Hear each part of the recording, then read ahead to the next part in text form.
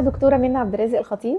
هجاوبكم على كل اسئلتكم. الروماتويد السلبي وحكايه الروماتويد السلبي اللي مدوخانا كلنا. الروماتويد السلبي هو زيه زي الروماتويد الايجابي، هو مرض مناعي بيصيب المفاصل، بيعمل التهابات في المفاصل، خصوصا المفاصل الصغيره بتاعه الايدين، مفاصل اكتر من مفصل زي مفصل الكوع، مفصل الكتف، الكاحل او الركبه، بيسبب فيها التهاب وتورم وارتشاح بالمفاصل. يقوم المريض الصبح يقول انا مش قادر اقفل ايدي، عندي الام في ايدي وعندي تيبس او تخشب صباحي ممكن يوصل لاكتر من نص ساعه لساعه واكتر، اكتر من ساعه مش اقل من كده. يعني المريض اللي يجي يقول انا ايدي الصبح بتخشب 5 دقايق بس وتفك لوحدها ل10 دقايق، دي خشونه. وده الفرق بين مريض الروماتويد السلبي اللي دايما بيتشخص غلط او يتشخص وهو نتيجه ان هو مريض خشونه في الاخر. الروماتويد السلبي بيفرق عن الروماتويد الايجابي في ان هو نفس الاعراض ونفس كل حاجه، بس الفكره في التحاليل بتاعتنا. بيبقى معاه ارتفاع في سرعه الترسيب، في البروتين التفاعلي، تحاليله كلها عاليه، المريض عنده الام وعنده التهابات، مورم منفخ، ما بيقدرش يقفل ايده، زائد ان الانتي سي سي بي او الاجسام المضاده بتاعه الروماتويد ومعامل الروماتويد بيكونوا سلبيين.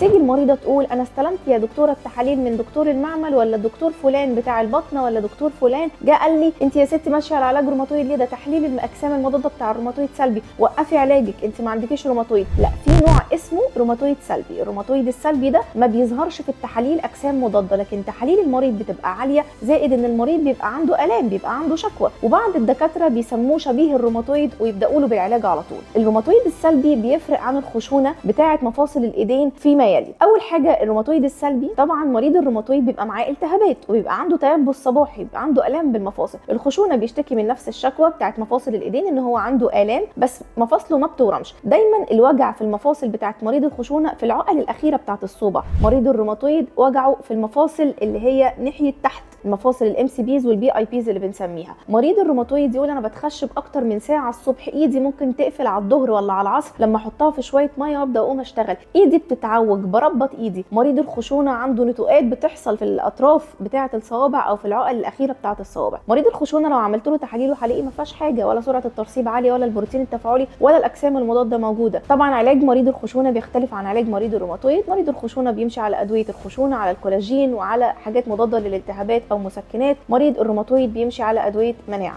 فلو حضرتك متشخص مريض روماتويد من طبيب الروماتيزم والمناعه وبدات تاخد علاج وارتحت على العلاج وتحاليلك بدات تقل، خصوصا تحاليل سرعه الترسيب والبروتين التفاعلي، حتى لو تحاليلك سلبيه اللي هي تحاليل الاجسام المضاده بتاعه الروماتويد، من فضلك ما توقفش علاجك علشان ما يحصلكش اي مضاعفات او اثار جانبيه. انا دكتوره منى عبد الرازق الخطيب، اخصائي الامراض الروماتيزميه المناعيه وامراض المفاصل. لمعلومات اكتر تابعوني.